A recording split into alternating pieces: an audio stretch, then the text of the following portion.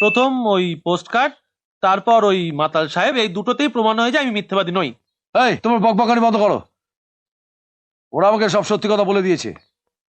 ওরা বলেছে যে ওরা স্বামী স্ত্রী। আপনি জানেন না বাবু, ওই শাঁখা সিঁদুর নিয়ে না ঘরে মস্ত ক্যাচাল হয়ে গেছে। না আসলে কিরেস্তান মেয়ে তো সহ্য হয়নি।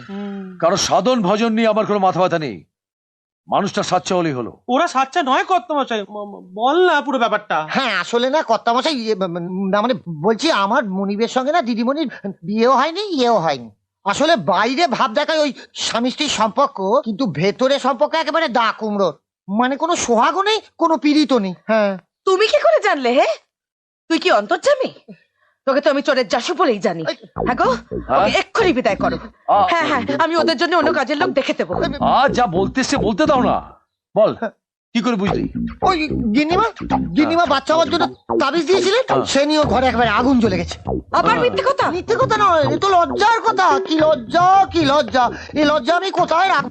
বাবু আমি বলছি ওরা নকল, চাকরের চোখ কোনদিন মিথ্যে কথা বলে না। তুই যে মিথ্যে কথা বলছিস না তার প্রমাণ কি? কেন, আমি নিজ চোখে দেখেছি, নিজ কানে শুনেছি। কিছু ভক্ত হয়ে বামুনের সামনে মিথ্যে কথা বলবো সে সাহস আমার নেই।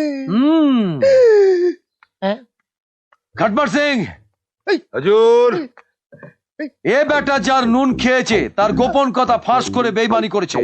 একে 20 ঘা জুতোর বাড়ি মেরে সারা রাত আটকে রাখবে, আর আমার হুকুম ছাড়া ছাড়বে না।